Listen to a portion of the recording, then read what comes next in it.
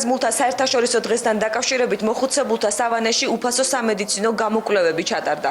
ჯანდაცვის სამინისტროსა და რეფერალური საავადმყოფოს ერთობლივი აქციის ფარგლებში ხანდაზმულები უროლოგმა, ალერგოლოგმა, ენდოკრინოლოგმა და ოფთალმოლოგმა გასინჯეს. საჭიროების შემთხვევაში ღრმა გამოკვლევების ჩატარებაც დაიგეგმება. ბათუმში ამ ეტაპზე მხოლოდ ერთი მოხუცებულთა თავშესაფარი ფუნქციონირებს, სადაც 115 ბენეფიციარია. აჭარის ჯანდაცვის მინისტრის მოადგილის ლევან გორგილაძის განცხადებით, მოთხოვნიდან გამომდინარე მთავრობაში მიმდინარეობს მსჯელობა დამატებითი თავშესაფრის მოწყობაზე. მე ვარ 80 წლის უკვე. აქ ვარ 7 წელია. რომ თქვენ მოხუცებისთვის არის მოსულიო. გამიხარდა ძალიანი. მეტყვა გაგახაროთ. კაია. რაცხას პატარა შეხვას ნახავთ ალბათ.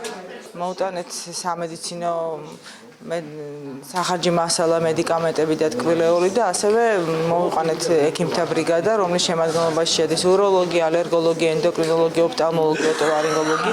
ანუ რა სპეციალობის ექიმზეც იყო მოთხოვნა სავანედან, ყველას ჩაუტარდება საჭირო გამოკვლევა და საჭიროების შემთხვევაში უფრო ღრმა კვლევები დაიგეგმება ბათუმის რეფერალურ საავადმყოფოში. მოთხოვნა გარკვეულწილად არის ესეთ დაწესებულებებზე, განსაკუთრებით მაშინ, როცა არის გარკვეული სტიქიური უბედურებები თუ განსაკუთრებით მკაცრი კლიმატი.